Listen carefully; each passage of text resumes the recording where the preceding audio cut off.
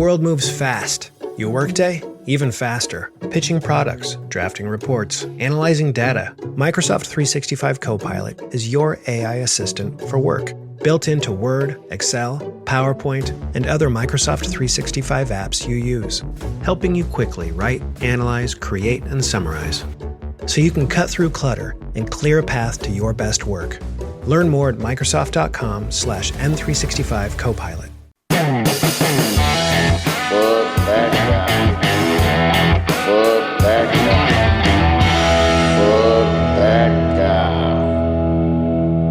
Oh, how's she going, eh? It's the koala. I'm down here in Columbus. Joe's not. FTG. TaxAct knows filing taxes can be confusing, so we have live experts on hand who can help answer any questions you may have. Questions like, can I claim my SUV as my home office if I answer work emails in my car? If I adopted 12 dogs this year, can I list them as dependents? And, am I doing this right or am I doing this very, very wrong? Our experts have the answers to those questions and many others. TaxAct. Let's get them over with. This episode is brought to you by Stouffer's. Here comes three-time juggling champion Natalia Rogers. She's juggling law school, her TA job. Oh, narrowly catches the laundry. What's that fourth ball? Parents unexpectedly showed up at dinner time? Is that too much for Natalia? Not with Stouffer's Chicken Alfredo and its mouth-watering mix of Asiago, Romano, and Parmesan. When you're juggling four things at once and the clock strikes dinner, think Stouffer's.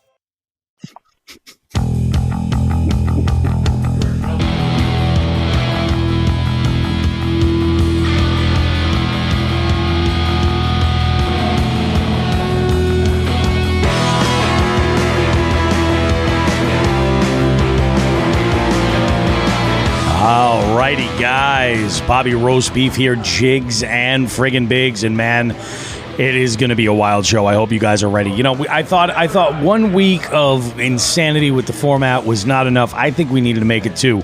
So we were recording on live on location right here at the Dark Horse Tackle House. We got a bunch of folks that may make some appearances throughout the show. Who knows? But we got, of course, who the fuck is Joe Brown?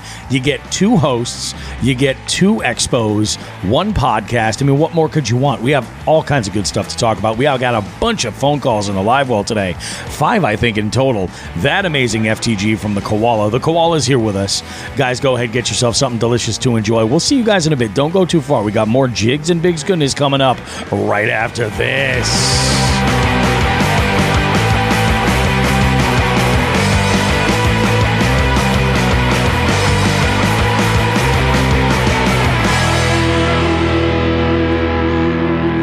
My freaking goodness. What a day. Joe, how are you, buddy? Dude, I'm doing okay. As you can hear, I've been better. And you know, I actually threw up a TikTok the other day or yesterday because I was like, there's like 4 fucking weekends that I don't want to get sick, and this is like one of them. Of course. And of course it happens. And but I'd rather it be this weekend than the live show. Fair enough.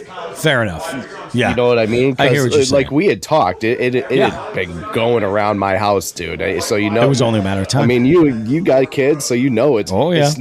It's not if, it's when. Yeah, 100%, dude. It's brutal, man. So I got it.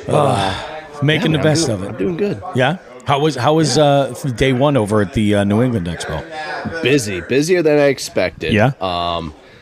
Yeah, it was pretty good, man. It was busy. We have a 6th spot. Yeah. We're right next to the tank. So that's cool. We got a ton of traffic and whatnot. We're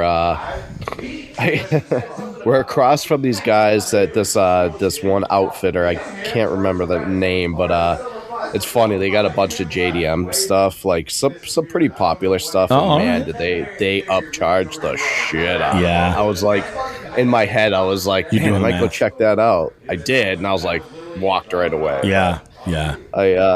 Yeah, man, it was a good show. You know, there's a lot of good vendors there. Guess who I saw today? Oh, the one and only Nate Shagnon. Oh, no kidding. Really? Yeah. Wow. Yeah, he saw me, came out, gave me a big old hug, and we chatted for a little bit. Nice. Yeah. Dude, that's like, well, you're probably gonna get sick now, but yeah, it happens. It happens, especially with these events. Like once you get, you're spreading around to a lot of people. Oh, dude, I am patient zero at the New England Fishing Expo right now. Everybody I have said like, oh, make sure to go say hi to Joe. They're gonna call me back and be like, I fucking hate you, Bobby Rothme. You know what I mean? You'll fucking be so pissed. Yep. And it's yeah, I saw the Boston Anglers guys for a minute. Nice. I'm gonna go kick it with them probably tomorrow or Sunday for a bit. Nice. Yeah, it's dude, you know, it's Expo season. Expo season's fun. Yeah, it's like all you can do. Spend some money, have some fun. I'm sad I'm not, you know, I'm obviously I'm having fun here, but I'm sad that I'm not sitting next to you right now. Well, I will tell you, Columbus has been an adventure. Normally the drive out here takes me about 10 hours, right? And that's just like pedal on the floor, like just you know, left lane and fast and let's go. Right. It took me 12 hours to get here this time because we had some snow. Once I got to like Utica, Syracuse area until like just outside of Buffalo and even into PA a little bit, it was... In some spots, it was like whiteout, totally rerouted me, took me on some like podunk roads. I was in four-wheel drive in some spots. It was nuts. But I got in last night, and I got in, I think it was like around 9 o'clock when I actually got in. Because I got in, I left a little bit later than I actually intended on. And I, again, assumed I was going to make great time. And got all my gear together.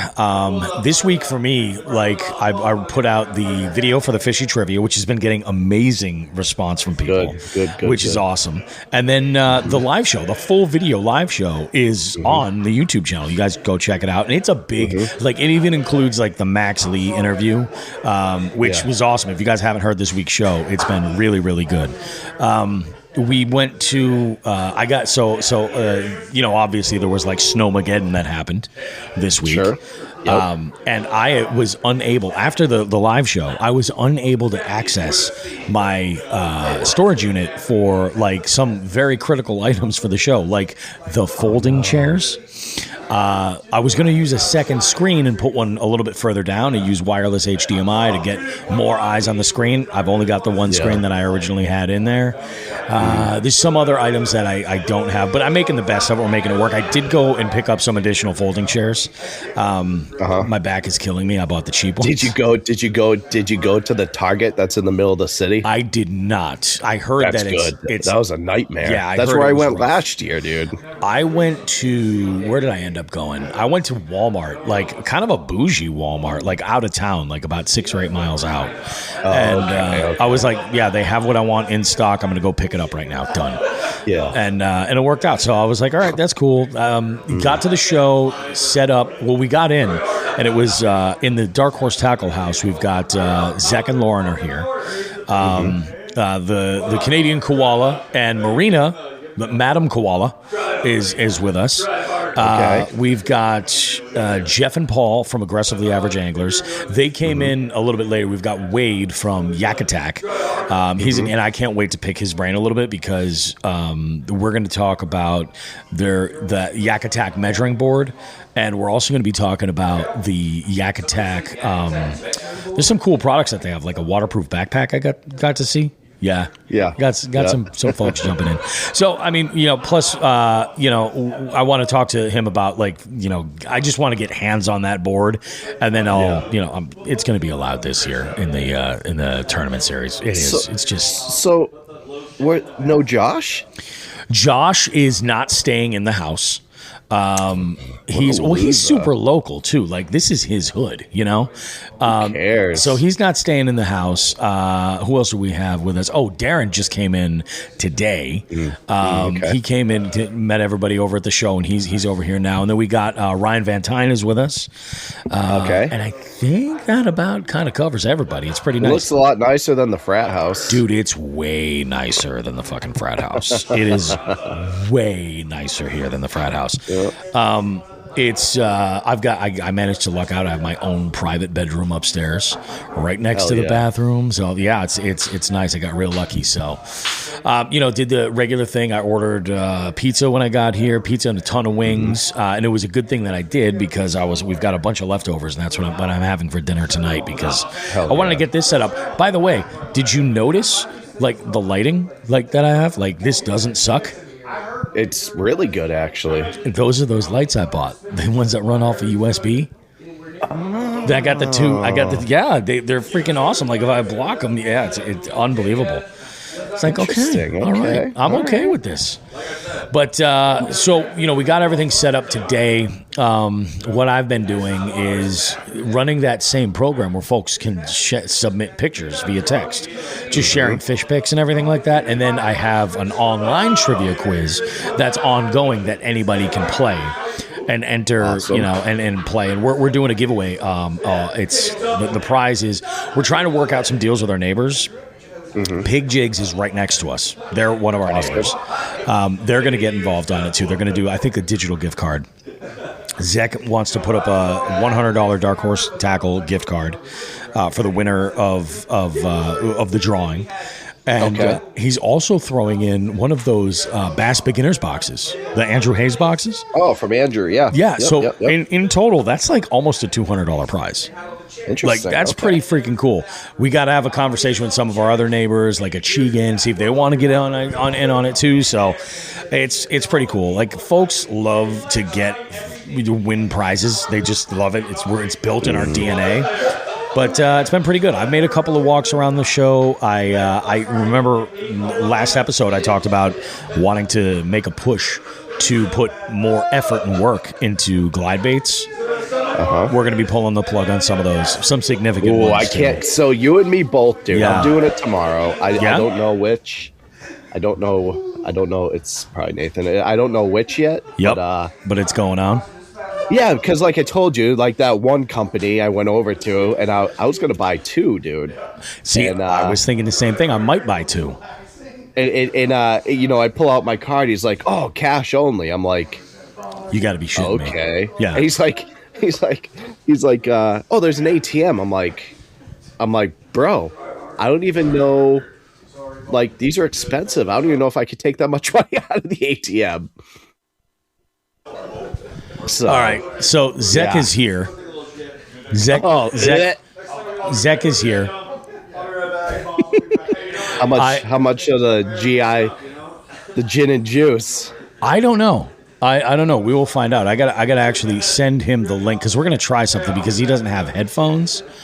So I am going to attempt to text him the link, and he's going to mute his microphone and use this mic. This is just you guys are getting the full jig head experience right now. Why? Because it's insanity when we're live here. All right, so I just texted that to you. It's good though. You know, it wouldn't be a Jigs and Bigs podcast if we didn't have some absolute insanity a few times a year. As soon as the crank call came out, I was done. There we go. Let me know. Give me a thumbs up if you can hear what we're talking about, and I might not even have to put you in the room as long as you can hear it. That's all that we need. Is that how you spell actually? Yes. Thanks. If you guys heard that, but he asked if that was how I spell actually. So yeah, we got set up. We're doing this big giveaway, and it's been pretty cool. I saw John Hagens. I saw who did I see? Todd Sefton came by. I saw. All right, there we go. Josh and Zach, but Josh isn't actually here. Nice. You can hear me? Beautiful. I don't even have to put you in. So just go ahead, put your phone down, grab your mic. There we go. Look at that. Like a boss DJ. That's what I'm saying. I'm going to go ahead and move this over here a little bit. Oh, dang. This is fun. That was a good idea, Bobby. That was a way around the algorithm by doing that. 100%. Yeah. Interesting. We got nothing but solutions here, baby. That's what we're doing. We're problem solvers. If there's a problem, I'll solve it. How close? Hey, Zach, how close to show start did you finish setting up? We walked around for an hour and a half they were with ready. nothing to do. Yep. Stop it. I don't believe it. No, it was insane. It happened. Yeah, it was insane. Okay. All right. Are we live? We are absolutely live. Can I ask you a question? You can ask me a question. Is the delay because I have these things? Yes, it is. Okay, so everybody and everything will just sound like God is talking to you. Cool. No, it's only God is in your head, Zach. That's it. Yeah, that's the only place God exists is in your head. God complex. It's cool. So, fun story for you guys. Yep. So, I've helped Taylor at a few different shows, but I've never helped them set up, and I've never helped them take down. Oh, well, we set up yesterday, and I look at him, and I'm like, this setup, dude, is so fucking overcomplicated. Yeah. I was like, he's like, I know, dude. I was like, we're gonna figure this out for next year for iCast, definitely. Oh, yeah. A little different, but well, for iCast too, you're not bringing all this inventory and stuff, right? that's right. Yeah, you bring a couple of each bag. You know what I mean? And but yeah, it was. But no, we got it set up. Ryan Bogley helped us. He chilled with us the whole show today, and he, like I said, he got up on the tank for me today because I just feeling like absolute dog shit. You don't want to get like dizzy and like fall in, and imagine that, dude. I could imagine that, dude. That's exactly where my head went. So you had like tank weakness. Oh my god! So you weren't. Bummed. I wanted to go do it because you weren't man enough to step up to the hog trough. I was scheduled, but like I said, I didn't want to be hacking into the microphone and like the whole time as people are trying to listen. But that's all right. The Jigs and Bigs audience read you loud and clear, Joe. Yeah, see. This is awesome, man. The reverb is fucking with him so much. It's bad.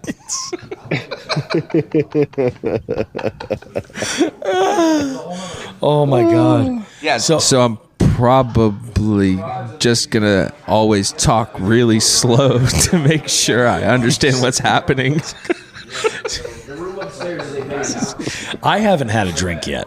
I haven't. Although I do think that the gummy is starting to kick in a little bit. I haven't either. I've been chugging water because, like I said, I'm trying to flush this. Flush it. Bullshit. Mucinex, dude. So I apologize, but where are we at? What are we talking about? We just kind of jumped in. We're only about 15 minutes in.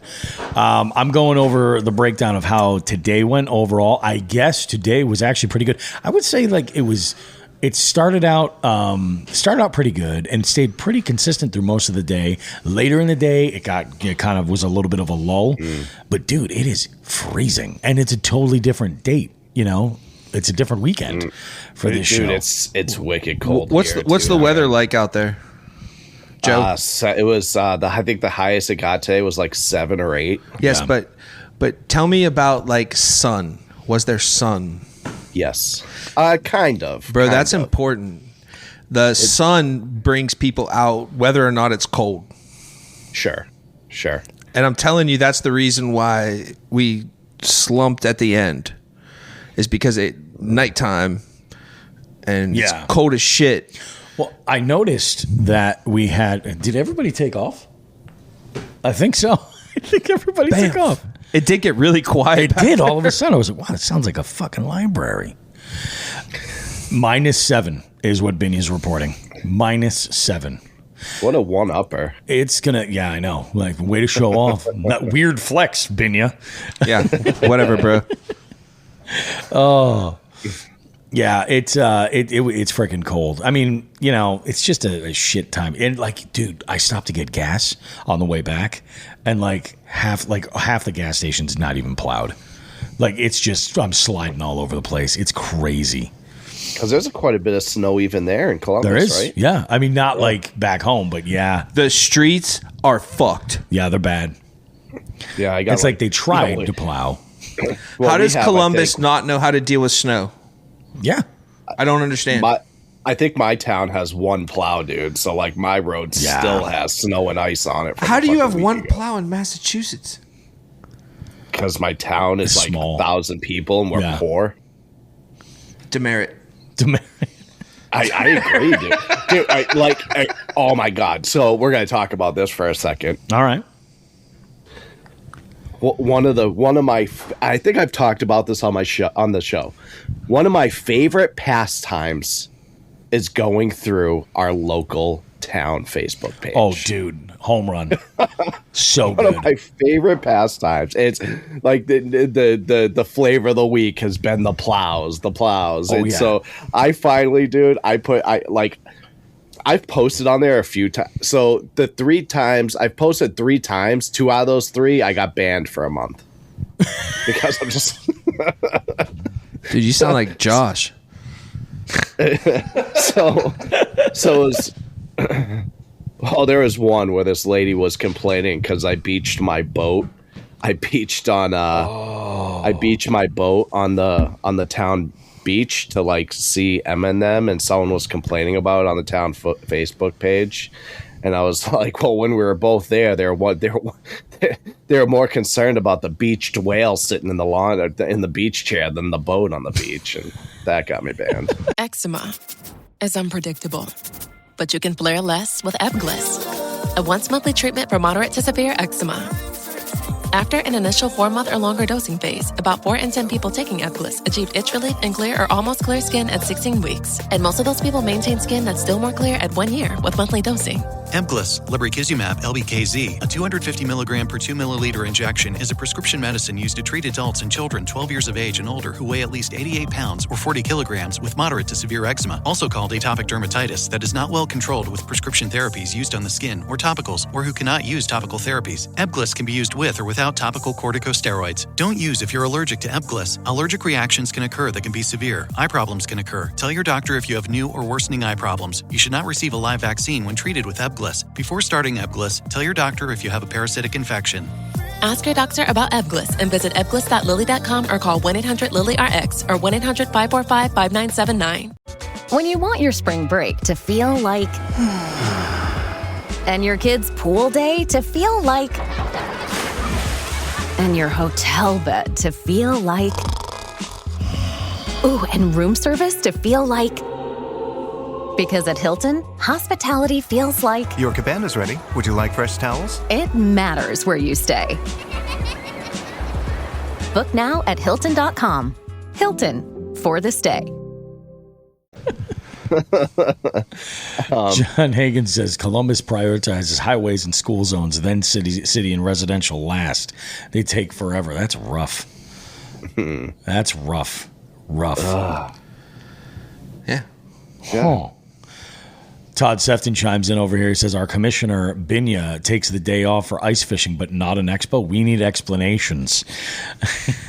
That was done. Like some Law and Order shit. Yeah. Valid. Says, I wouldn't take the whole weekend. Long story. Yeah, fair enough. It is. We have time. Start typing. You're good. Oh my goodness, dude. Yeah, it's been a week. It really, really has. So aside from like big swim baits, is there anything else that you're like, yeah, I kind of want to spring for that? Yeah, there is. Oh, actually, before I forget, Bobby, I'm going to say it on the show. If there's a sweet show color of the Big Joshies, please get me some and I will pay you. It's not a great color. Really? Yeah, that's the other thing that I bought today were some Joshies, some 2.3s, the tiny ones. And I just got Bass Candy and black, Really? Yeah, that's the show color. It doesn't really like wow me. It kind of looks... that's a bummer. You know what? I'll take a picture of it and I'll send it to you tomorrow. Yeah. And if you think it's worth it, I'll get you a few. Yeah. Okay. All right. But yeah, dude, outside of that, the swim baits. I did pick up some stuff from Spencer today. Yep. Like at the beginning, I cleaned them out of a certain color thing. I was like, do you mind if I just clean you out of this color? And he's like, nope. It was before the show even started. Oh, there you go. There you go. And I was like, dude, don't give me a deal or anything. Are these bound for whatnot? Huh? Are these bound for whatnot? Probably. Yeah, nice. Probably, yeah. So that's good he for knows all it. of He them. knows it. You what? Go ahead. No sweat. Always asking for permission. Yeah. I don't know exactly what's going on, but we'll figure it out. He's got to poop. I think you're probably right. I think he said something about gas station sushi and he'd be right back. Oh, okay. I don't know. All right. I don't know. All right. But, I'm going to be honest. I might end up. I didn't notice if Spence had them, but dude, I got that Bates reel, right? That I haven't busted out of the box. Oh, you did? I kind of want to, in my head, I'm thinking I kind of want to put it on a Levante if Spence has them. Really? All right. Yeah. All right. Yeah, I'm thinking a Levante. I like the Levante I have now, and I think it would just mix very well with that reel. What rod? Like, is it like a specific rod that you're? I would do like a probably just something like a 7 to 7.2 medium heavy fast, just a very standard, like a very standard all around rod. Yeah, that's good too, because especially if you're trying out a new reel, any kind of new piece of kit. Sure. You want to have it on something that's kind of versatile. Yep. No, that makes sense. Yep. That makes sense. But yeah, I didn't walk around a ton today because we were pretty busy, and I told him I was going to walk around. I did end up with some jerky, the norms. I ended up with some jerky, some pickles. You know what I mean? The Pocono pickle guy. Pickles are always pretty goddamn good. But outside of that, dude, there's a ton. The throwback Bates guys are there. And that's cool. Well, by the way, AVF Tackle is now a retailer of throwback baits. Really? Yeah, all right. Yeah. Okay. I got the email from them right before that, so that's awesome. So I got to talk a little business with them, but so I'll do an order. I'll do an order with them tomorrow. But that's cool. Yeah, dude. Outside of that, there's a lot of cool clutches there. For the swim baits, dude. Clutches there. Click is there. Bull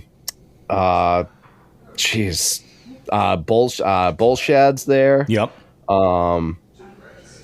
Lancelotti's. There's a ton of pretty big name swim bait companies there, which is cool. So. New England has made a little bit of a name as far as being a destination the swim bait crowd. There's a koala walking by, doesn't even say hi. There's a koala. What an asshole. I think he's going outside to chief a joint. I think that's the plan.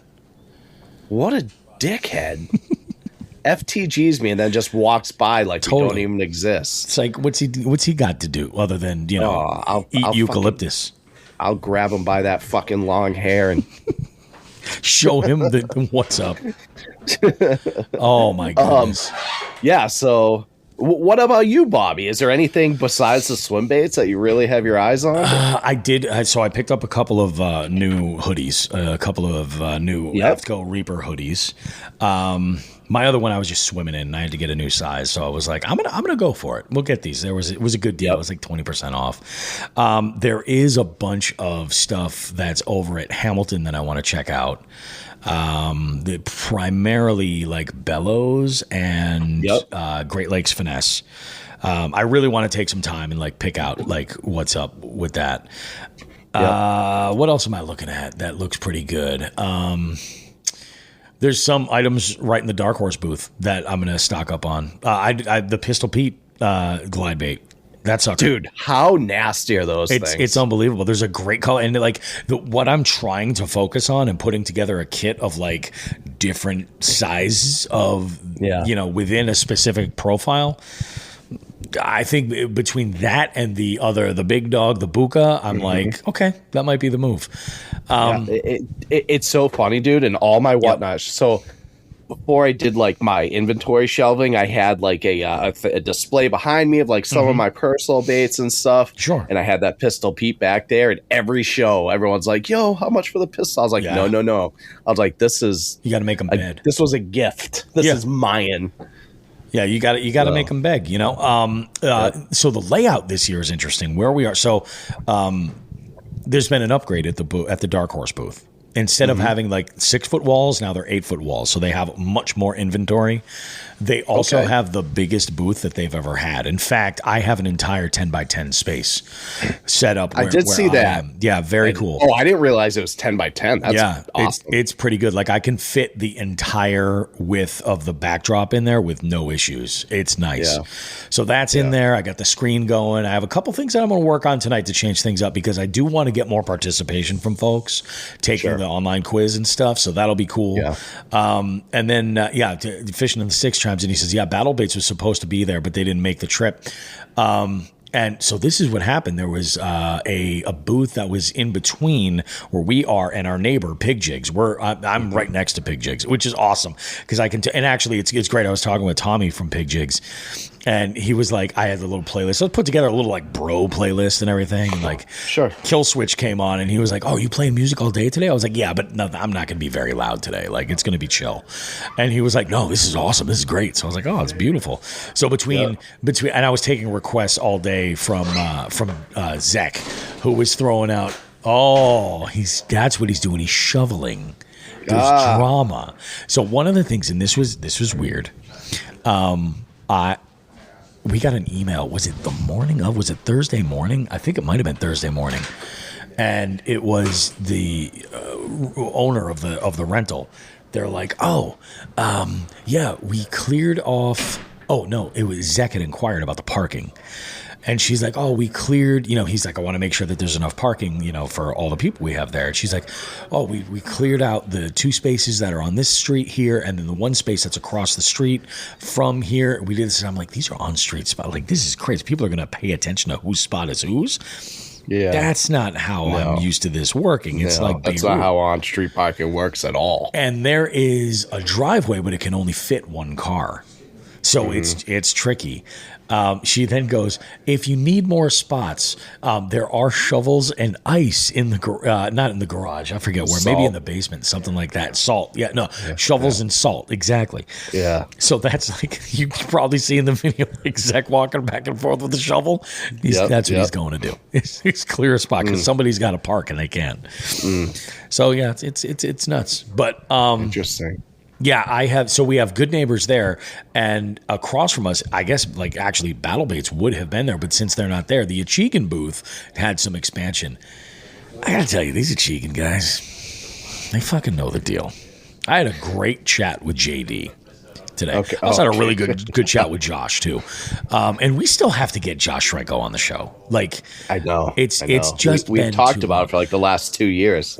Tomorrow is going to be a lot more of, I'll be able to like rub some elbows and stuff. Yeah. Pro move for me for this show was to put some insoles in my boots. Epic fail was to not take the old ones out. Oh, you ding dong. Yeah, I didn't take the old ones out. I was like, it'll be fine. And my feet are just like crunched, like, on the concrete floors. I'm so glad I picked up those shitty cheap stools. So Battle Baits didn't go to this show either, huh? Because I know they backed out of the Tennessee show. I think that had to do with the snow. Like some kind of an issue, like the timing and the snow, all that. So I totally understand. I would have loved to. I would have lost so much money over that boot, man. I would have spent so much goddamn money. At the it was Jeff and Paul are they're just creating content. Like they're popping in. Same thing with Darren. So we saw them making laps, going around talking to everybody. I think I saw Fat Cat Newton here. Really? And if I did, he is killing it. Like, he looks like a different person. But I heard his voice and I saw his hat, the Show Me Your Honey Hole hat. And I'm like, he looks so much like Fat Cat Newton. So I think he's floating around. There is a glide bait seminar that's tomorrow morning. I want to sit in it on for sure. Who's doing that? Do you know? It's one of the first guys that I saw. I forget the name of the company. I'll be if I pick anything up from them, or actually I'll probably go and review like some of this other stuff because I want to get some video and put something together. But I've done a terrible job of getting any video content from this show whatsoever. Terrible. That's okay. Yeah, but we'll figure it out. What time's the seminar? I think it's at like I think it's at 11 a.m., 11 or 11:30, maybe 11:30. But yeah, it was just one of those things. He's like, yeah, I'm going to be showing like how to use this specific one. Now these glides, they're a little bit smaller and they're a little bit more, you know, I mean, they're $70 less. You know what I mean? Like it's a sizable amount of money. Yeah, but I'm like, I honestly might have to. And the killer is this. I could buy the larger like Buka, or I could get two of this guy's swim baits, and he's got a killer perch pattern. So I'm debating. I'm like, what do I want to fucking do? And I just know that more downsize, more like 5 or 6 inch size versus like an 8-inch size. I know that I'll throw that downsize a little bit more. So I don't know. We'll figure it out.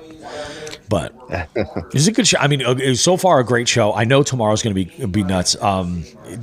Tommy and Nate had a great first day. Like a lot of people were really excited to check out Pig Jigs, and I'm significantly hoping to create a good connection with Pig Jigs and Dark Horse, because I think that is we got to see some Pig Jigs in the Dark Horse boxes and in the bait shop for sure. It's quality.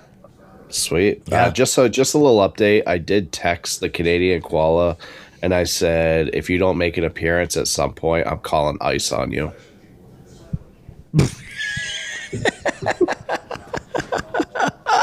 So we'll see if he comes on over. John Hagen says it's hot fish. That's what it is. Hot fish resin glide baits at 10:30 a.m., which that's information that I need. 10:30. That's crazy early. I got to get in there. Are you okay, Nick? Tell him to check his phone. Joe says check your phone. You guys are getting live up to the minute shit. Where else do you get this Big Jigs and Bigs? Where? Nobody gives you this kind of level of entertainment. He says, I'm Canadian. I invented ice. Ba-dum-ching. Hey, buddy. Goodness. Joe says, hey, buddy. Oh, but yeah, so I mean, things are good. I'm looking forward to the rest of the week. The plan for me is I am going to go to the show on Sunday morning, maybe do a final lap, pack up all my stuff, and I'm going to hit the road. Yeah, because your drive might get spicy. That's what I'm concerned about. And I'm like, I'll make it. You know, I'm not worried about that. Yeah. But yeah, I'm going to sleep in. I'm not going to bust my ass. I'm going to get in there. I'm going to tear down and you know, make everything. I know I have to be out of here, I think, by 11. No, that's Monday. I have plenty of time on Sunday. Oh, yeah. Plenty of time on Sunday. But if I get home late at night on Sunday, I'd rather that than get home too late to pick up my kid and all of that shit. Sure. The state doesn't like that. State doesn't like that. Oh, look, Shan Willis in the house. Says, what's happening here? Doing a little bit of live. What's up, buddy? Friday night, 9:00, man. Dude, there is so much whiskey. I brought that bottle of Buffalo Trace with me. I brought 2 tins of sativa edibles. I brought Nick brought this like it's like a coffee whiskey, like it's out of this world. I think it's called like Wolf something or other. It is dynamite. I'm probably gonna. Did he bring the ketchup chips? Oh yeah. In fact, I'll give you a heads up. Jeff and Paul, while we were just kind of sitting here, you know, waiting while everybody kind of got back to the house and I was setting up my gear, they shot some content rating these Canadian snacks. Interesting. Yeah, okay. Very, very interesting. And let me tell you, when it came to the ketchup ones, the Lay's, they were not a fan. I think they were the lowest tier.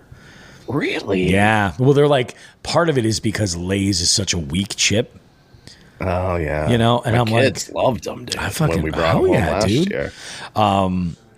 There's some good stuff. Yeah, he brought some good. I'm trying to do my best to, you know, avoid it, but man, there are some Nanaimo bars in the fridge. I might not be able to say no. I might not be able to say no. But yeah, I mean, so far it's been pretty solid, man. Man, I'm bummed. You know, like I said, like I'm excited to be at the New England Fishing Expo, Definitely. But I'm bummed I'm not with you guys. Yeah. And my wife she doesn't even like sleep in the same bed as me this weekend because she's so mad at me. It's tough, you know. And these are These are the things where you're like, I'm just glad I have a good therapist. Bobby, I was fully expecting to come home tonight and her not be there, and then us do the show, and she's sitting next to you. Hey, babe, how are you? Yeah. Oh, my goodness, man.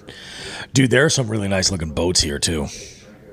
I'm sure. Yeah. They always have a good boat. They have a really good diverse They got a few at the show I'm at, but dude, the Columbus show always has some nice rigs. Is Hanks over at the show? Speaking of Hanks. Yeah? Matt made me laugh so hard. Nice. He's like, he sees dude. me, he's looking around. He goes, where the fuck is Bobby B Flaps?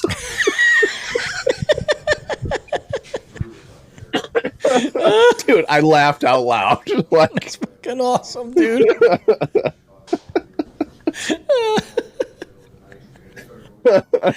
Oh, that's I was like, he's in Columbus, so like we got split up this weekend.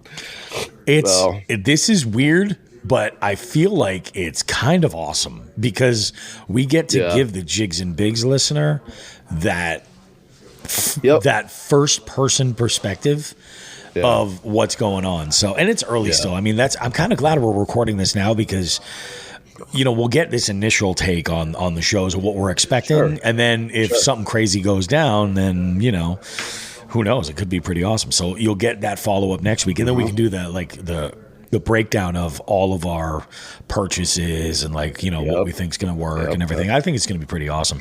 There is a, one of these tables that I had gone by that has some really nice looking like rods and reels, just super simple display, and the prices are actually pretty good. Like there's some Corrados that are priced to move. Yeah. I don't know. Corrado's still probably my favorite reel of all time. For me, it's the standard. You know what I mean? That's what I base it. But I mean, like I like so far I really like everything that Daiwa's got to offer too. So, but yeah, some of them are pretty good. I just don't have a need right now.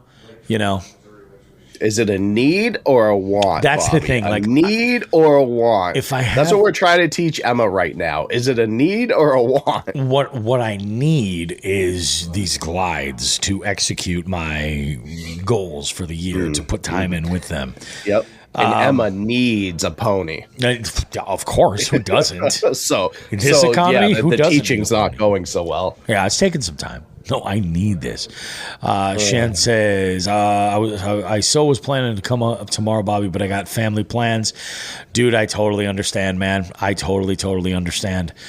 There is word that there's going to be a little expo post party. So tomorrow night's going to be the crazy night. And that's I think we're going to talk a lot about that on next week's show. Because I believe it's going to go to Oldfields, right? Oh, yeah, I believe. Okay, and it's going to be the Achigan crew, obviously all the Dark Horse crew. It'll be, I invited everybody from Pig Jigs to come, and I think they're gonna tag along too.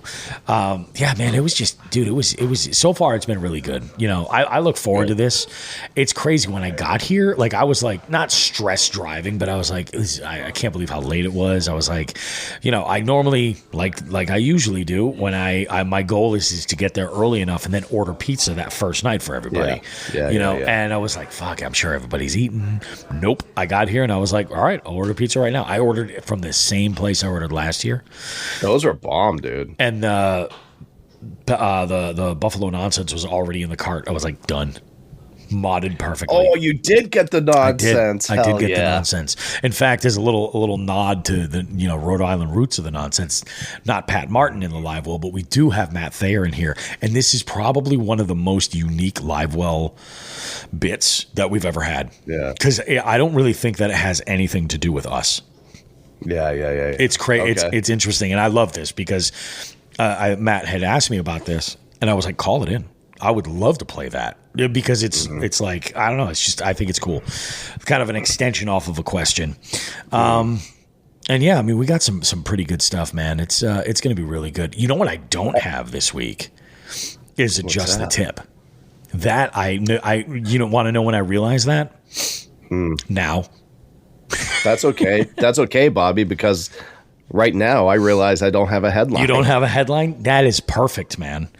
I think this might We're be... We're busy. Guys, we're both on the roads for Expo season. Yeah. Shit's going to be a little different, okay? Joe has the freaking hepatitis over here. I got hepatitis fucking Z or something over here. I'm literally patient 0 at the New England Fishing Expo. I had to go along the Oregon Trail to get here. Yeah, I have what was it? Dysentery? Dysentery. Oh, it's fucking great, one of my favorite T-shirts I have of all time is the old Oregon Trail logo with the ox in the cart, and it says, "Get in, loser. We're going to get dysentery." That's fucking awesome. You know what I think I'm going to do for these listeners? I am going to record Adjust the Tip after the fact, and I'll insert that into the show because you know what's nice? Go. Technology. Technology is wonderful. Technology, dude. I will say, so there's a topic that I want to talk about in the future at some point. And it kind of, remember we were talking about doing some roundtables about a specific topic. And one of those was technology. This plays right into it, dude. The first person I saw when I came in today was a guy who was passing out information, literature about his fishing, app, and it's going to revolutionize the way people find fish and everything. And I have feelings. You know what I mean? Okay. I have feelings. I'm like, oh man, there's stuff about. He's like a year too late, dude. There's so many of them all of a sudden. Well, it's the problem with and maybe it's just marketing. Maybe people aren't using them the right way, but people just assume because they have this technology and they have access to it. It's the same thing with forward facing. It's that I have the technology. That's my golden ticket. This is clearly I'm a good angler. You know what I mean? Right. And I know everybody knows the right answer and they want to say no. Well, that was the other thing that sucked. I was talking with Tommy today. This was the first hour of the show. Massive nosebleed out of nowhere because the air is so fucking dry. Oh, dude. Yeah. And from the cold, I was like, you motherfucker. I was like, dude, I got to go to the men's room. I'm sorry. Just starts gushing blood. He's like, you do love the cocoa, don't you? And I was like, no, I really don't. I was just going to say what Bobby meant is he went to go wipe his nose and then doing one more bump off the urinal. Exactly. One more bump. I'm a classy guy. It's all about the keys. You don't know where they've been, you know? But yeah, man, it is just something. But yeah, I feel like you get folks that are genuinely hungry to learn about fishing, you know what I'm saying? And I feel like if they feel like there's an easy, a cheat code, I feel like you're going to see more people that are going to either have a lot of frustration or, of course, yeah, of course. And dude, you know what's one thing I did notice today? What's that? More so than previous shows, at least in our booth or at the Fish or Die booth. Dude, a lot of kids that teenage, high school age kids coming in and legitimately asking, a ton of them. Obviously the shredder's been super popular today. Oh yeah, and they're just okay, so they're drop shop, legitimately asking questions oh, thank you so much, we're gonna try this and blah blah blah. And that's dude, awesome. it was really awesome to see. It was oh, so there is a chance. It's one of those things, where it redeems your faith in humanity just a little bit. There's somebody behind me, isn't there? I think the koala was, and then he hid he hid like a stage hand in a movie scene, dude. Yeah, he's just ducking out, just ducking, just chilling. Yeah, man, it is freaking bananas though. It was we've been having a really good show. It is the koala, 100%. He's moving plants around. He's eating the plants. You're gonna get microplastics and all kinds of bad stuff from the. What'd you call me? It's no different than the algae bottles we drink from, I guess. Yeah, I love this. Yeah, Todd makes a good point. He's like, I saw kids running through like they're at an amusement park on a mission. That's friggin' awesome. Dude, there's so many kids, man. I love awesome. That. I love that, man. I really do. Yeah, there's I'm excited about it. I think it's going to be a damn good show. I think we're going to have ourselves a real good time. But Let's see. Why don't we do this? Why don't we'll take a short break. And we'll go ahead. We'll jump into we'll record the live well. And then I'll record the Just the Tip when I get back. Okay. It'll make life a little bit easier for everybody. So don't go too far, guys. We got more Jigs and Bigs goodness coming up right after this. And perhaps play a little game called Just the Tip. Just for a second, just to see how it feels. Or ouch, ouch, you're on my hair. Okay. Raise the rudders! Raise the sails! Raise the sails! Captain, an unidentified ship is approaching. Over. Roger. Wait, is that an Enterprise sales solution? Reach sales professionals, not professional sailors. With LinkedIn ads, you can target the right people by industry, job title, and more. Start converting your B2B audience today. Spend $250 on your first campaign and get a free $250 credit for the next one. Get started today at linkedin.com/campaign. Terms and conditions apply. We heard you. 9 years of Bring Back the Snack Wrap, and you've won. But maybe you should have asked for more. Say hello to the Hot Honey Snack Wrap. Now you've really won. Go to McDonald's and get it while you can.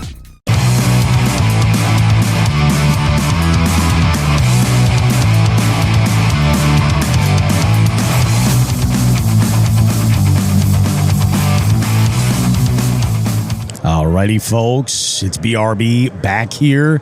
And I'm live on the expo floor at the Columbus Fishing Expo. It is Sunday. It's the last day. And yeah, we recorded a bunch of gear. We recorded a bunch of segments earlier. And here we are with Just the Tip. But it is time for Just the Tip. This is your quick little nugget that you can actually use the next time you're out on the water. And today's tip is one that a lot of anglers fight. And that is knowing when to downsize your bait presentation. So I want to talk about this because the idea came to me as I walked into the expo floor today, and I walked past the Pig Jigs booth, which is right next to us. And, you know, they have had a crowd of folks gathering all sorts of attention, checking out some of these downsized baits like the Jiglet. And then you go to Dark Horse, which is right over here. And there's all kinds of downsized stuff like from HH Customs.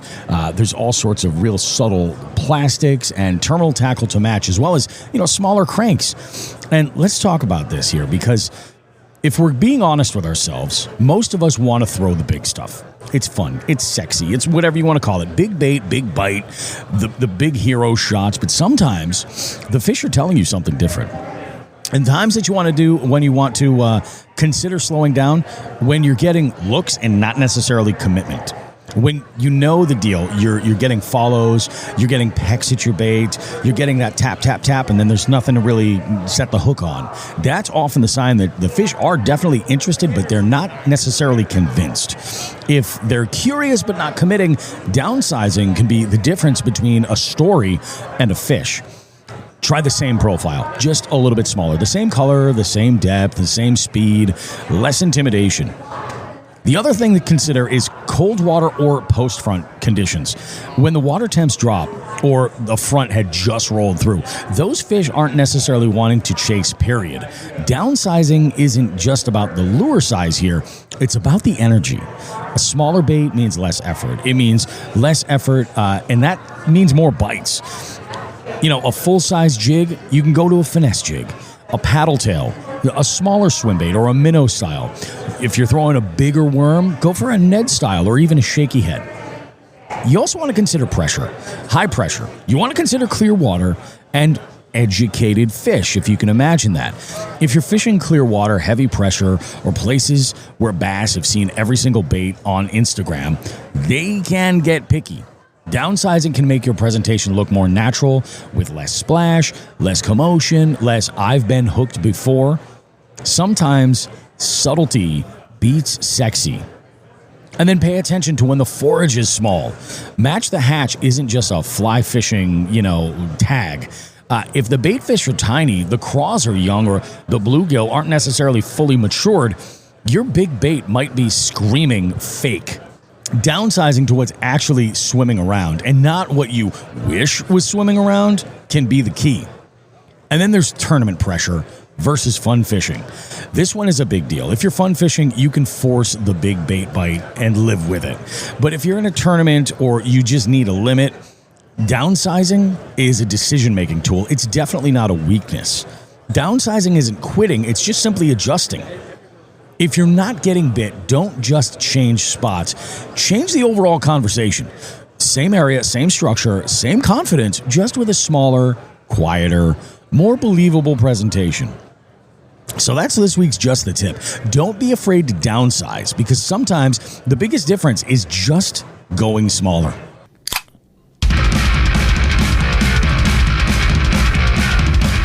Hi there. Welcome to the Live Well, where we crack open a ramp beer and attempt to answer all of your burning questions.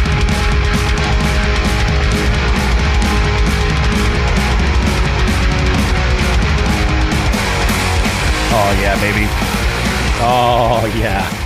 Good stuff. And in this week's Live Well, we've got 5 calls. And I think what we're going to do is we're going to start with a call from Matt Thayer. He called in. This is an interesting one. Go ahead. Sit back. Give it a listen. We'll see you guys in a bit. So this is a message for mostly Eli. But this is Matt Thayer, the acclaimed spinnerbait king of Southern Rhode Island.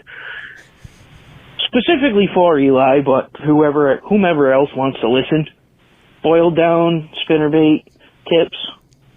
If it's windy, throw in a blade. Clear water, typical colors like, your greens into your whites, things like that. Clear water too, especially on windy days. Willows here in New England. Gold blades reign supreme when you have heavy bluegill populations. Shad, herring, all that other open water bait fish stuff. Silver blades get the nod. Colorado blades and single Colorado blades, especially single Colorado blades, those are my favorite. Those mimic one fish, essentially. It's not a lot of bigger, like multiple fish in balls of bait. It's kind of on the same spectrum as a bladed jig chatterbait. It's mimicking that one fish, that one bluegill, so on and so forth. Nighttime, single Colorado blade. Double Colorado does come into play. There is a little bit of minutia when it comes to that kind of thing. Single Colorado blade, you can work closer to the bottom if you let it sink more. Double Colorado blade wants to rise more. You want to throw a small,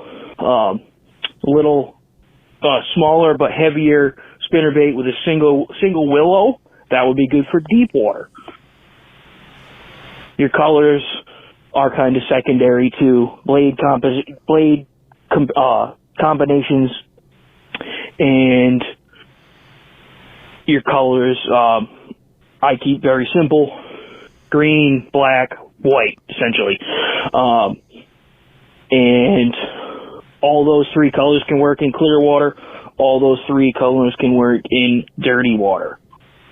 Blade color, gold, dirtier water, tannic, if you have a heavy bluegill population. Clear water with silver blades, open water bait fish, things like that. Play around with some different spinnerbaits. I have way too many spinnerbaits in my boat, but I use, a lot of them, I should say. But anyways, I am going to be at the Jigs and Bigs event. I might be there. We're playing this live, so hello to, future me over there. But anyways, you guys are doing a great job. That was a good. See, the reason why I love that is because Matt heard our response to Eli's question about spinnerbaits, and he was like, he had some input. So that's awesome. That's great. There's your the tip right there, Bobby. Yeah, Jeez. Really, honestly, I probably could have gotten away with that sucker. That would have made my life pretty simple. I could probably fix that. Let's go ahead and with that was basically a response to Eli's question from weeks ago. Let's jump in and listen to one of Eli's questions right now. I say one of because he's got 2. Let's go ahead and dive in right here. Hey, it's Eli for a question for the Live Well.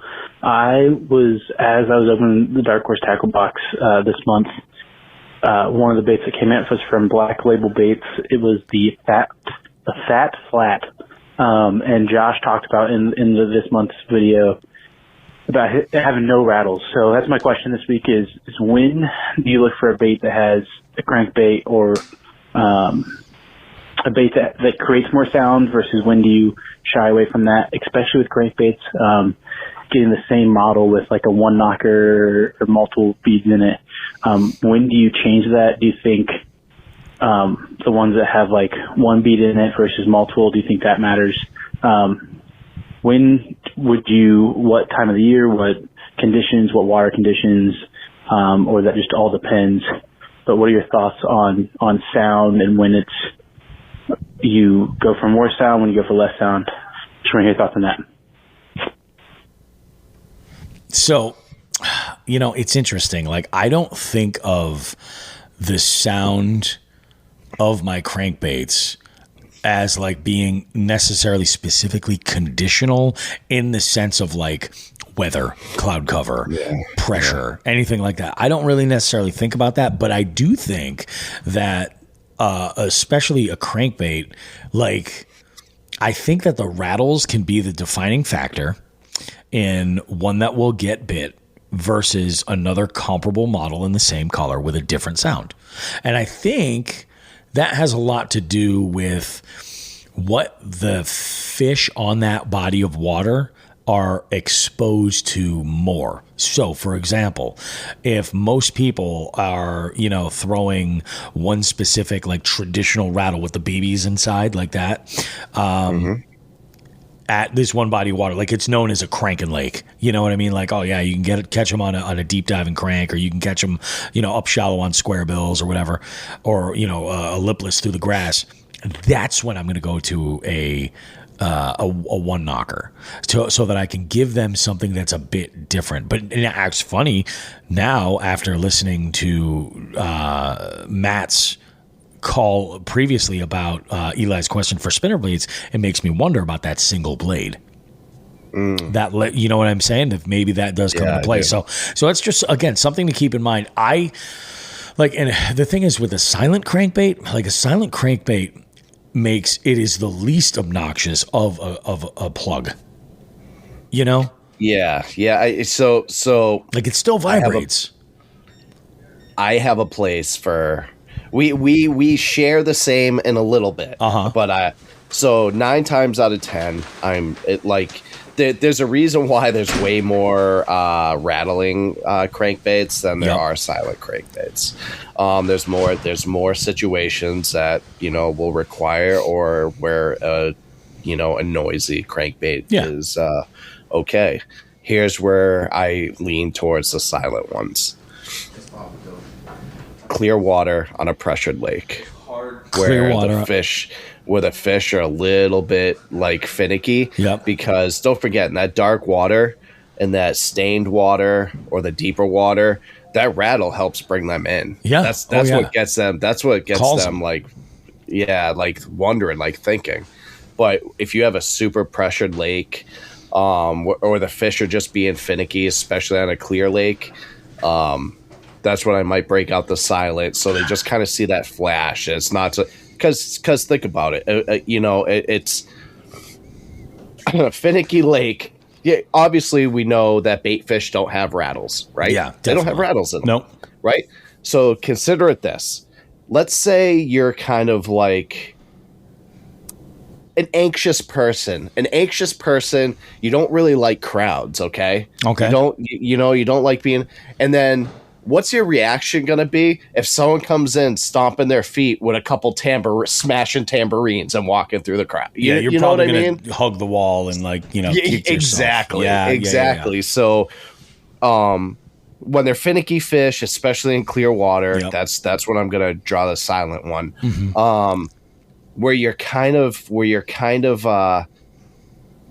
even in more stained water, more muddy water, whatever.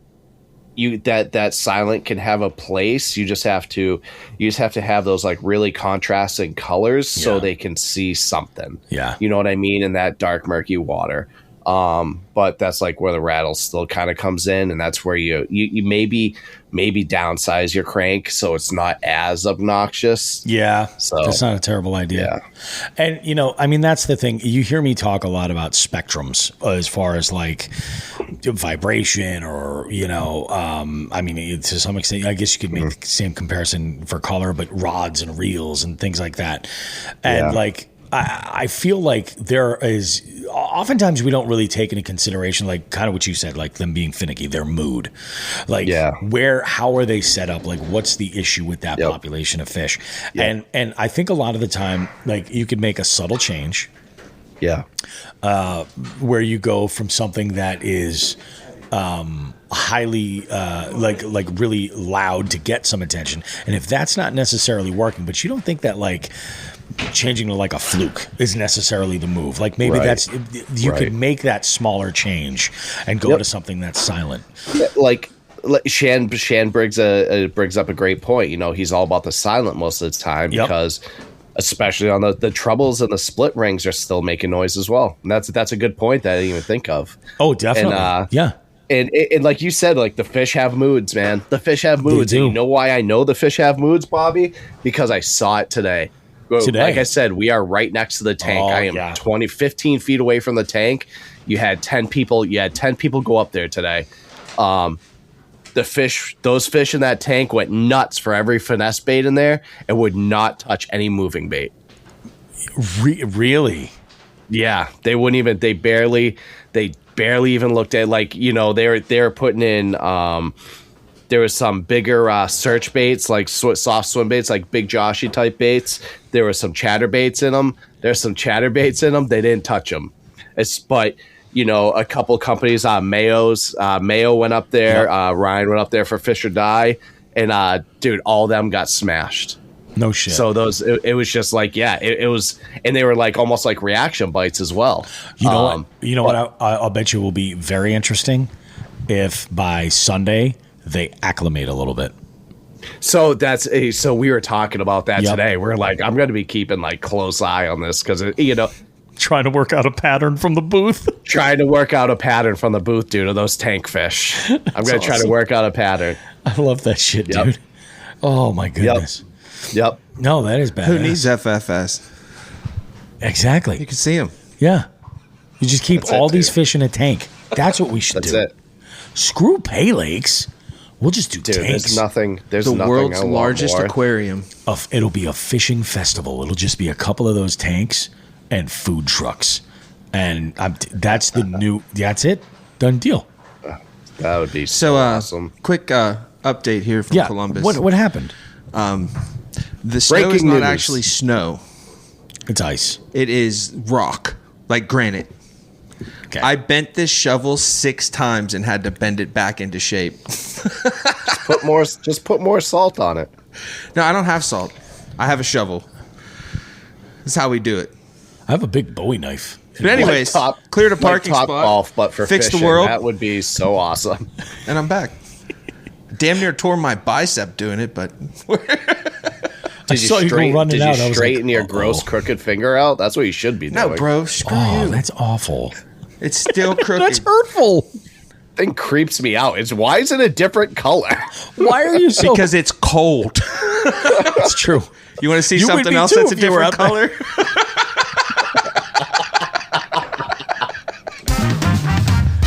There we go. And live from back. Columbus. Look away. Look away. Oh my God. Yes, Shan nailed it, like Topgolf, but fishing. Call it bottom fish. Oh. That sounds terrible. Might be onto something. So what's crazy, dude? In Asia, they have that. Yeah. They have that. You can go to a restaurant and just fish. And you're in there fishing for your fucking plate, dude. I love it's that. sick. Where's that happen? Asia. Japan. Yeah, sit down. Dude, there's too many laws and regulations around here. Like PETA will not let that happen. Ladies love that finger, John Hagen says. So don't the men. Listen, crooked ain't always bad. Right? Come on. I'm straight, but I'm not narrow. Let's go ahead and do. Oh, what's his next call? Where'd he go? Oh, this next one is from Brandon, and this I think is also a follow up. Bobby, and who the fuck is Joe Brown? So I'm listening to the new show on my way to work. So y'all talking about scents, like, and with dump gel, I've been hearing a lot about dump gel. So this is a question for actually Joe. With UV, when is the perfect time to use a UV, say, bait, or just UV scent, period? Right lines. So, Brandon, first off, you talked a big game saying that you were coming to the live show, and I didn't see you there. I think he was in. I think he was in the live stream. Oh, I thought he meant he was coming to the show. I don't know. Right. I thought so too, but I was like, wait a minute. I was like, nice try, Joe. Dude, it'll never, ever, ever, ever, ever hurt to use anything UV because all that does is help make the bait pop a little bit more in deeper water where those rays are hitting. You can it could be at the there's surface. Never a right and a wrong time to use anything that's that is draws in UV rays ever. I'll argue that one to the death. I could use some UV rays. I've missed the UV rays. I look so Caucasian. It is the worst. I miss my nice. Dude, it was actually funny. The first thing Ryan said when he came off the tank today, he goes, "Dude," I go, "What?" He goes, "That was awesome." I go, "What do you mean?" He goes, "I got to feel some bites and it felt amazing." Hey, listen, man, I'm pretty sure. Awesome. I'm pretty sure I'm not gonna have like water I can fish probably until like late March, man. It's about 50 days. Yeah. I think we're looking at June right now. Well, good news is I'll be in Tallahassee at the end of March. So you're a bastard.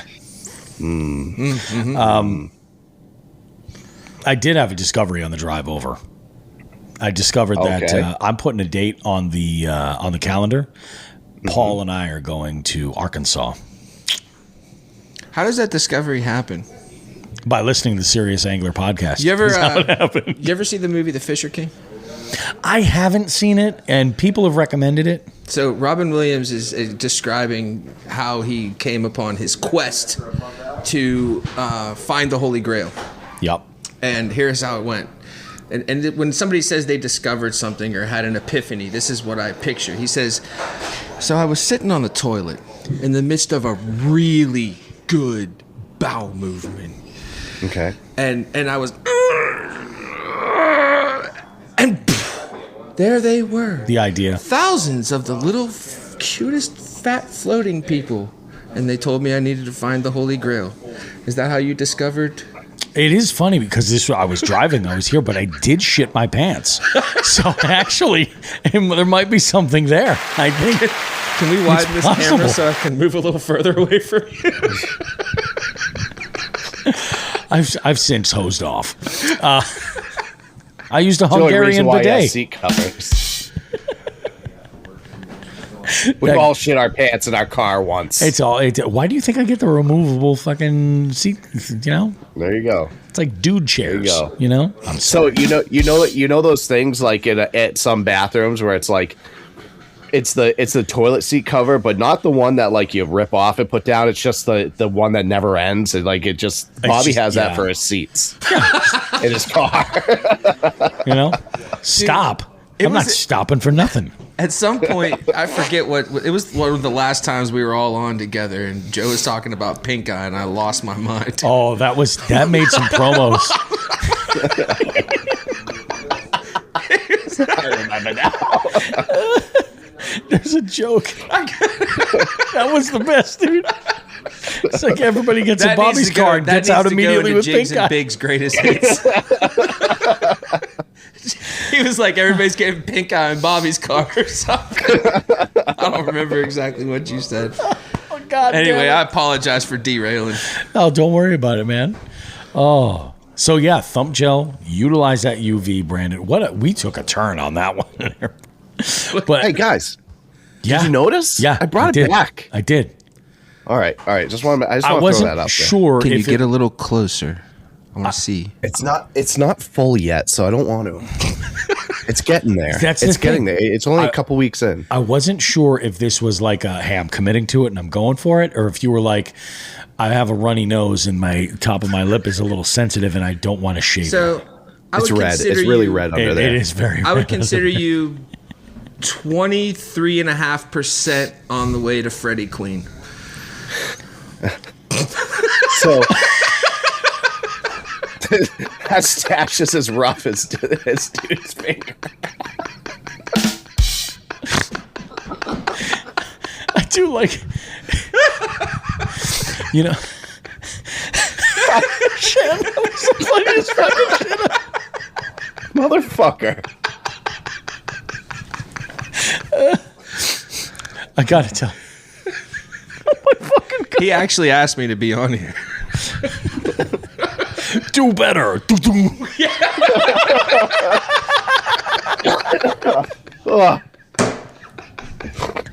Oh my God.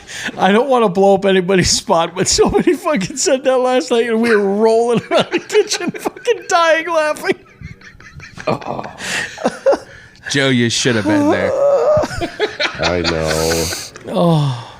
Well, know. Next year, I will be back next year. I know that I shouldn't say too much about this, but one of our friends from the 300th episode and from the New England Fishing Expo is tossing around the idea of doing an event in the summer on the eastern part of the state.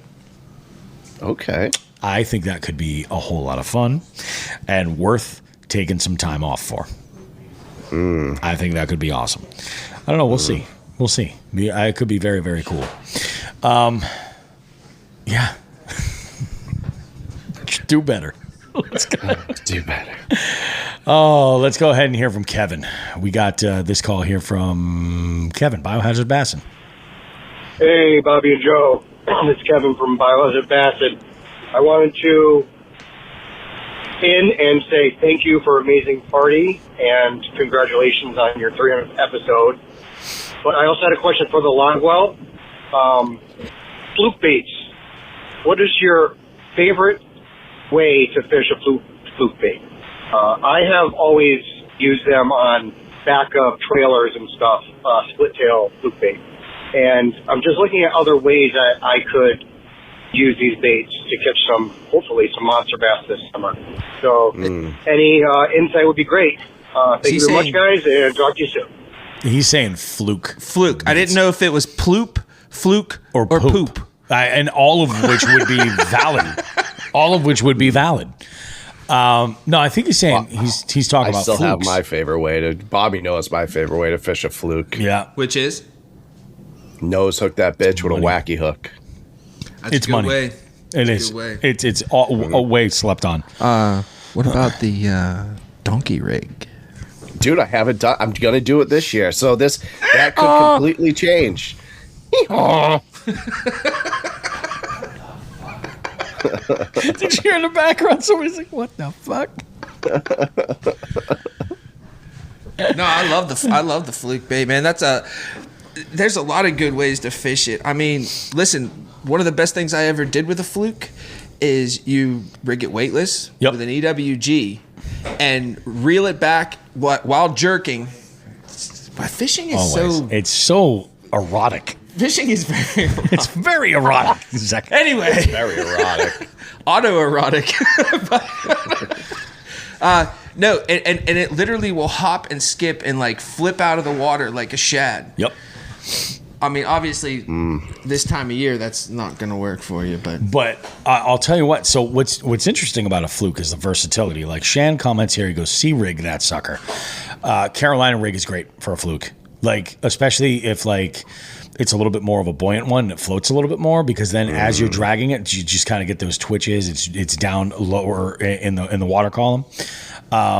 People forget, and they often forget, that a fluke is a soft plastic jerkbait.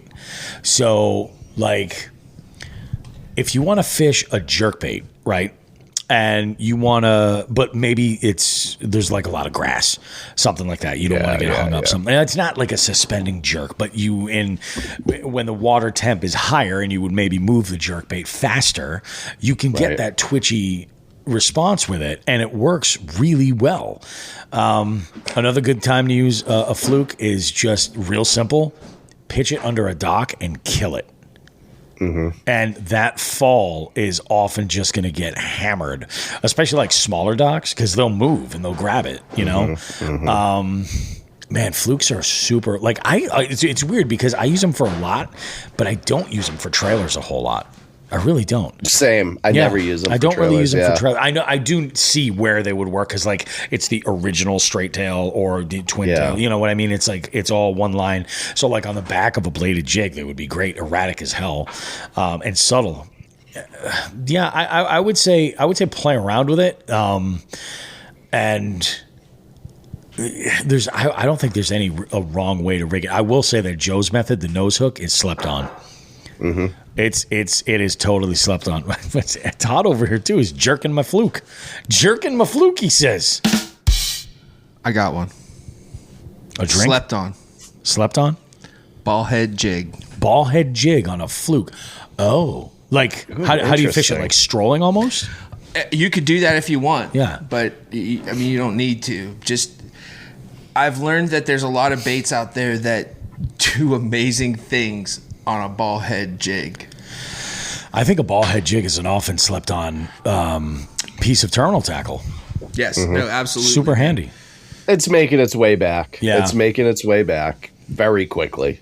Yeah, I think that's actually a really good idea, Zach. It could be interesting. And I'll tell you, to fit that into my weird little spectrum thing, so if you're throwing around like a paddle tail swim bait or something like that and they're just not biting it, throw a fluke on instead of cutting that jig head off. It's more subtle. I mean, it's going to sink like a rock. You know what I mean? But if you're hopping it on the bottom or something. How I love the fluke. Let me count the ways. It's great. Spinnerbait trailer. Yep. Bladed jig trailer. Mm-hmm. Honestly, buzzbait trailer. Buzzbait trailer too? Yeah, absolutely. A lot of times, you're not necessarily looking for secondary action from a buzzbait.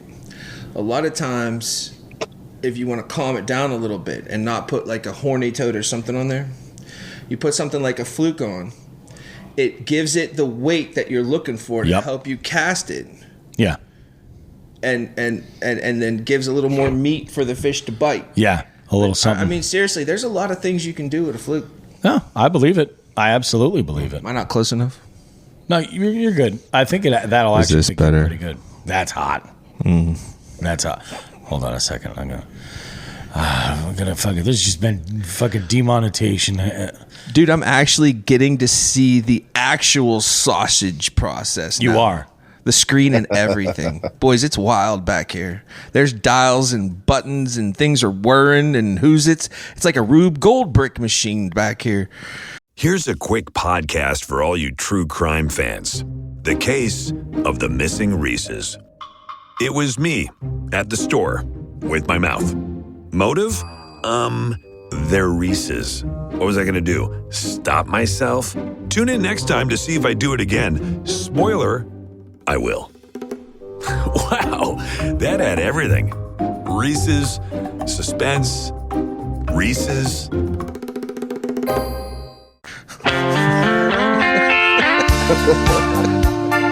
Little Conway Twitty. Yeah. Little slow hand. Slow hand, Conway Twitty. Those are 4 words that should never be put together.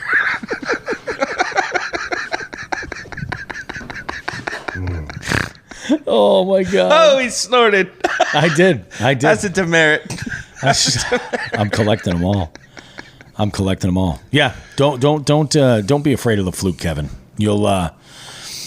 There's a lot of different ways you can fish it. There's no wrong way about it at all. Want to guess those? And we got one more live well question, and this is we're going to go out with the headliner tonight. This one is from Eli. Hey, it's Eli with a question for the live well.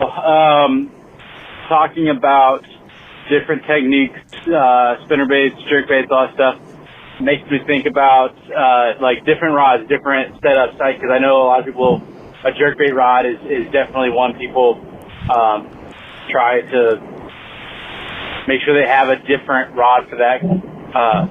So my question is, what are some of the techniques that you would probably recommend having a specific technique rod for?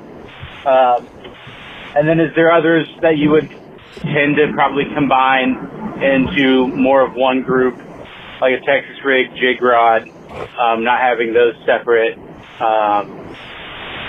or like top water, maybe like top water and jerkbaits?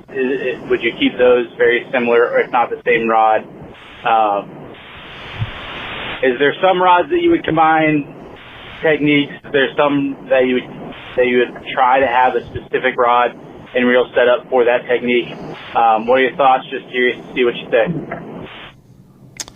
It's interesting. Oh, that's a complicated Eli, this one. is not your most concise question ever. This is a challenge, but I'm going to try. I got one. You got? Okay, go for it. I'll hand it over to you. So, a glass rod. Okay. Yeah. For cranking. Lots of people use glass rods for bladed jigs. Yep. They're also really good for spinnerbaits. It's That still makes the sense. same, like hook style motion. Honestly, now jerkbaits. Yep. Also make jerkbait rods that would be good for a jerkbait. Also make very good treble hook top water bait rods. I agree. That's all I got. And the thing is, I think I look at it like this. I don't think you have to do anything when it comes to technique specific rods. I don't. I don't think that you have to. You want to hear a hot take? Here's a hot take for you. Hold on to that hot take. I will say I have one exception when I say that there is one rod that I use that is essentially technique specific. My drop shot rod. And it's part of the reason why I have the number of spinning reel combos that I do is because I have one that I use for kind of a little bit of everything. Like I can throw Ned rigs, I can throw all kinds of stuff on, I can throw weightless soft plastics. I like a lot on that other spinning combo, but I don't want to tie another drop shot rig. Yeah, Absolutely. no. That aspect I totally get. And I think that's the thing. I think that your jig rod is going to work really great on your more conventional sized and heavier shaky heads. Yeah. And your Texas rigs and stuff, even flipping, But you might see people make a decision in a certain kind of rod and they have a little bit more flexibility with how moderate or fast a rod might be, and they can get away with using it for whatever, Yeah, it's so where I was kind of going at is, and we've talked about it on the show, so I won't get deep into it.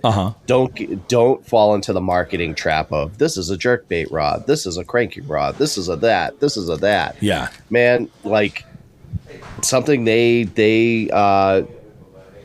market as a jerkbait rod might not work well for jerkbaits for you. For that individual. Yeah, exactly. Where it comes in for me is don't worry about, this can only be a jerkbait rod. Yep. Look at obviously your spinning setups and your like you said, Bobby, those are going to be different from your casting setups. So there's a category. You're not going to be finesse fishing with a heavy power casting rod. You know what I mean? So it just doesn't work right. But as long as you have your spinning gear, however your finesse gear, however you want to do it, and you have your medium heavies or medium heavies, and then just make sure you could frog fish if you really want to with a medium heavy. Yeah, it might get a little spicy and a little weird, but as long as you have a heavy setup, a medium heavy setup, that's your versatile and your finesse setup, you're good. You're good. Yeah, you're good. I agree. This is where my whole principle of having a spectrum of stuff, and that's why bait finesse fits in there, because there's some stuff I would rather throw on a casting setup, but it's super finessey and not set up to be thrown on my regular jig rod or whatever. So, like, I think your results are going to vary, but and you know, I will say this too. Like, I understand why rod manufacturers make the technique specific stuff and they push that to people, and it's because I think it's intended to be a suggestion, and I think that they know that there are folks that are looking for a how to fish by numbers book. You know what I mean? Like they want like, oh, this is happening. I do this. I catch fish.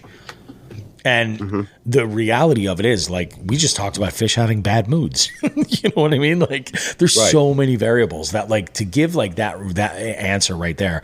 So I think that with the manufacturers, and I am giving them credit, I think they're looking at it from the perspective of, let's give some suggestions, and hopefully the angler can put together the pieces to say, like, oh, they were saying this is a shaky head rod and a worm rod, or, you know, a Carolina rig rod, something along that, like bottom baits. You're not going to be like, you know what? Let's just throw a fucking bladed jig on that sucker and rip, or a deep diving crank. On the other side, there are anglers that might be totally comfortable fishing a fiberglass, not a fiberglass rod, fishing the fuck is it, the material I'm thinking of? Composite rod, yes. Fishing a composite rod in an inappropriate, air quotes, way, but if it works for you, it works for you. You know? I'm raising my hand. Go ahead. Oh, I got to unmute your mic. I'm a moron. So here's the hot take. What? Yeah, give me the hot take. When I first started fishing, all I had was 2 spinning rods and 2 spinning reels. Yep. One was a little heavier, one was a little lighter. All the different techniques and presentations I did on those 2 spinning rods. Yep. And I caught fish and I made it work. Now, as I've gotten more into it over the years and years and years in fishing, and I can afford things, I hate retying. I would rather have a rod with every single thing on it. Yeah. But that's the beauty of fishing. Yeah. You can do what you want to do. You can go down the, excuse me, I hate the phrase, but rabbit hole. Yep. And get a technique specific rod. And it might make you a little better. Yeah. But you can also do it with whatever you got. Yep. Oh, you absolutely. You can make it work. Yep. So, I've met anglers that catch fish that are like, I only buy medium heavies and that's it. And there's just like, I just make the adjustment to make it work. You know? It's like I'm trying to think of a good metaphor here, but like how you learn to do something. Yep. Like you're going to be good at it doing that way. Doing it, that specific way. You know what I'm saying? Yep. So I don't know. Like I'm a gear bitch when it comes to rods. I like high end. I'm a snob. I will snob, all right. I will go without. I will literally go without until I can get what I want. Yeah. Yeah. But instead of cutting a corner. But I'm still catching fish in the meantime. Oh, yeah. Doing it with what I got. Yeah. I was about to launch. I was pulling into Singletary, took that corner going up to the dock.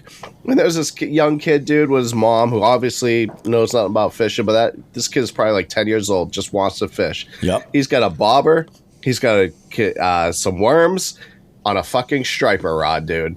Catching bluegill, and I was like, hell yeah, dude! Yeah, gave him some fucking stickers and some. I think I gave him a pack of worms or something. And I was like, go get him, kid. I actually think it happens way too often that people are made to feel like crap for the most beautiful part about fishing. Oh yeah, which is you can do it however you want, however you can make it work. Yeah. Hey man, it wasn't that long ago. Folks just had cane poles, man, and a string. Yeah. I love John Hagen's comment here. He goes, it's almost as if they prey on the newcomers to the sport.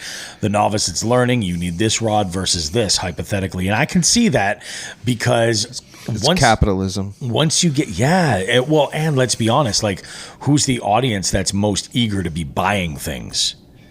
You know, like the ones that are really just like, oh, I'm going to get into this. And they start having a little proficiency and then they're buying more and more and more and more and more. Like when you start fishing after a few years, you can kind of curb that. You just make bad financial decisions for the sake of doing it, you know? Like it's a different animal. It's an addiction. Yep. That was a really cool question. Thank you, Eli. That was a really, really good one. It was not concise, but thank you.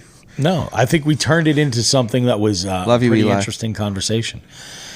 That is one hell of a live well. By the way, Eli will be with us tomorrow. I know. You excited? I wonder if he's going to want to do a live E-Live well in person. Wait, live. Wait, all right. What's the title? A live E-Live well. Live my Eli Welf. I'm done. I hear you. Fishing with sticks has 2-piece ugly sticks did the trick for me as a youth. I mean, hey man, that's what it's all about. Like if it works for you, it works for you. You know. Don't ever let any manufacturer or influencer shame you out of fishing. Definitely don't. It's not worth it. You know. You go 100%. Out and you do it however the hell you can get it done. Fucking A, period. Right? That's what I say. Live well from the E-Live well. Live from the E-Live well. Okay. All right. Reading. Is that fundamental? Is that Eli? What was it? Never mind. I had a good one, but I lost it. I know. E-Live Wellian. That is rather E-Live Wellian. How E-Live Wellian of you? I lost it, but I found it. I think you did good. Dude, I almost tore my bicep shoveling that stupid granite snow. It's fucking cold, man. And the shit is just pressed cold. Down. It's like rocks. It's like fucking rocks. You got anything else, Joe, you want to review before we get into this? I got nothing else, and I am just, we're ready to talk about the stuff that I say I'm not going to buy, but the many dollars I'm probably going to spend over I have a question for you, Joe. Days. To all the vendors out there, since you've been out there with cheating on us with who is it? Fisher Taylor, I don't know. But anyways, give us your number one tip for vendors at Expos. Oh. And then I'll give you mine. My number one tip for vendors at Expos is to engage with the customers without making it seem like they're an annoyance. Very good. Love that one. Oh, totally. Here's mine. Wash your hands a lot. Yes. Fucking dude. Yes. I'm going to wear gloves tomorrow. Just keep an open bucket of gasoline next to you and just keep... Dude, seriously, even if you don't have to go to the bathroom, just take a walk and go wash your hands every once in a while. Trust me. I have hand sanitizer. I don't know. I feel like washing your hands is better. I mean, it's not. I don't think he's saying it's you, Joe. It's everybody. No. Yeah, I feel like you are. No. Just wash your hands. That whole time, I thought that was a dig at me. It just kept going. It was. No. I'm seriously. Like, if you don't want to get Expo flu, consistently wash your hands and don't touch your face. My number one tip. My number one tip, fatigue mats and insoles. I think that's a big one. And not old ass shoes. Not old ass sneakers. We stole a chair, or I stole a chair, because Ryan and Taylor were too bitchy. They were too much of a bitch to do it. But I went over to the Boston masked that thing, didn't you? Stole a chair from the hog trough, like viewing audience. You're just like, all you have to do is look. And that motherfucker tells me yesterday, he's like, dude, I'm sending something to your house. I'm like, what? Wait, the guy you stole the chair from? Huh? Or Taylor? Oh, Taylor. No, Taylor. Oh, I thought it was the guy you stole the chair from. There's like a fucking $300 fold-up chair sitting in my fucking living room right now that he ordered. I'm like, ooh. I was like, it came in, but hopefully I don't forget it tomorrow. And guess what? I'm actually going to go make sure I don't. You're going tomorrow, right? What time you got to leave? Huh? What time you got to leave tomorrow? Like 7:30. Dude, I'll call you. I'll remind you. No, don't do that. 7:30. It's sitting next to my door. The box is the size of a fucking Volkswagen. That means I'm nothing. gonna remember it. That means nothing. You know it. I know it. I know it too. I can't wait to see how this unfolds. This is going to be so exciting for you, Jigs and Pigs listeners. This is going to be so goddamn good. Oh. This is how I know the edible's kicked, because we're talking about the snow. John Higgins goes, 1 more week of freezing temps and you'll need a jackhammer. I legitimately was like, why would he need a chatterbait? Legitimately. Wow, quick. Legitimately. Hey, Joe, seriously, I do want to tell you that you and Meg are very much missed, man. Oh yeah, very much. There isn't like everybody who's come by, if they haven't heard on the show, like, where's Joe? Yeah, where kind of a the thing. Fuck Thanks. is Joe Brown? Thanks for letting me know you don't listen to the show that often, because we've been talking about this for weeks. Right. Yep. Next year, we'll make our comeback next year. Hell yeah, man. Todd says he's 40 milligrams deep. Nice, I love it. By the way, it's there's a party tomorrow, right? At Oldfields? Well, there is now. Okay.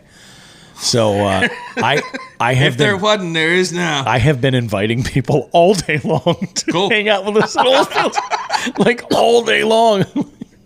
Oh, it's definitely a party now, yeah. Like, bro, let's go down to Oldfields. I'm going to show up like this with this ice on my arm because I literally screwed my arm up shoveling that fucking snow. Oh, my God. It'd be better if it was a bag of peas. There's no peas. It is an Airbnb. It doesn't come that stocked. It's pretty good. They have a junk drawer, bro. It is pretty good. Dude, they had scissors cling and wrap. Yeah. I was like, pretty good. Dude, they had Ziploc bags. That's Hold on. They have cling wrap. Yeah. They have cling wrap, and you guys haven't put it in between door jams yet to get people to walk into it. The night is young. And here's the thing. Zach and I are the most sober people here right now. Hey, you know what else you do with saran wrap? On the toilet. On the toilet. Yep. Fucking A. Although this is that like press and seal stuff, so you'll 100% see it. It's not that clear. Damn it. It'll stick all by itself. If you stretch it more, will it get clear? I think it might. We can try it. We can try it. It'll be me and Bobby on either side of a toilet. Cut steel with it. Bobby will put it in. He'll be like however many milligrams deep, and they'll be like, "Oh my god, I'm about to shit my pants," and totally forget. I gotta shit my pants. Let's run out to the truck. Let's go to the truck. Y'all come up. Y'all got any birch trees in this neighborhood? Bobby shows up tomorrow morning with the corners of his eyes all red and crusty. Pink eye. Oh. Yeah. He'll blame it on Expo flu, but that's not really what happened. That's cold. Todd Sefton says shipping tape. Oh, that's cold. I got some of that. And then we have John Hagan says, record it. Sham says, is there a bidet there? I don't think it. Are you allowed to record in a bathroom? I think that's wrong. I don't think you're. I think morally it might be an issue, but he says record it. Everybody's saying to record it. You might have to do this. Well, the question is, who do we try to get?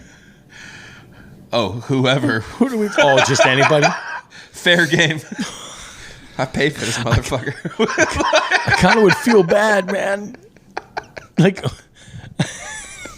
dude, there's like 4 bathrooms in this Airbnb, bro. We got a lot of work to do. Wow, who the fuck pissed on the floor?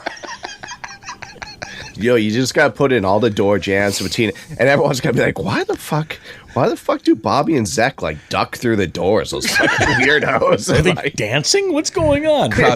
Crouching tiger, hidden Bobby. Yeah. Oh, we have this weird phobia with doorways. Yeah, bro, I'm just weird. Everybody else says, "Oh, my OCD, oh, my ADHD." We'll just be like, "No, we got like a weird thing going on, bro. Don't worry about it." Like, Zach and I are the oldest. We're the dads of this house. I want you to do it to the koala, and I want his glasses to get stuck on it. Whoa, did you just? We are. Christ. We're the dads. How scary is that? The Columbus Expo, My Two Dads, Dark Horse Tackle, and Jigs and Bigs edition. Somebody's face plastered in tape and plastic makes good artwork, episode artwork. Hell of a thumbnail. Well, we know Todd's 40 milligrams deep. Yes. Suggesting Russian Who's roulette. the Pittsburgh artist? What's his name? Warhol. We gonna do some Warhol art? Yeah.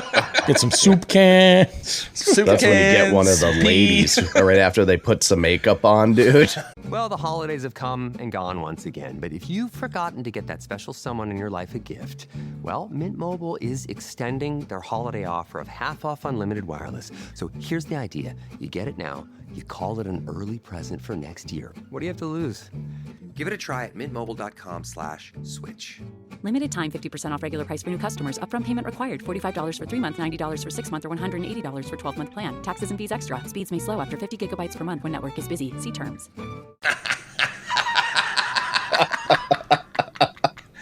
Joe, do you remember that Simpsons episode where you This is me, Nicole Bradford. Cute, huh? This is my dad. I think I do. And this is my think dad. I do. How'd I get two dads? They inherited me. Congratulations. Wow. Dude, that's a throwback. It's not even Thursday. I know, man. That was such a throwback. It ain't even Thursday. I know. You threw it back from fucking Friday night. It's like, I have that fucking theme song, man. And all I had to write in the search was two dads. Horf. Honey, warm up the Subaru.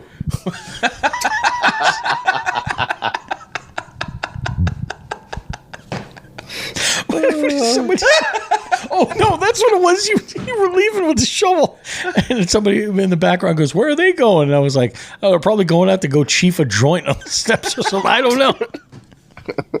I felt like Lockwood in that moment so much. At least the koala isn't call my wife a fucking slut this year. He did not say that. He didn't say. He said hussy. And then he did the most gentlemanly thing ever. He tried to cover her off with his jacket. There's way too much ankle and shoulder showing. It is weird, man. I don't know why I sounded like Shaggy. Kind of a hussy. Still that's gonna be one of my favorite videos until I fucking die, dude. It is really good, bro. Dave, did you see the Wolf of Walmart's post today? I did. I didn't today. He reposted the "I love who the fuck is Joe." I did see. Yep. Dave said that he gave some really, really good ideas for some fun challenges. One of them, did you get this text or this message about the sticker slap game? No. Pick one or more opponents. Each of you pick a brand of stickers, and then the most stickers slapped in an opponent's boots by the end of the show wins.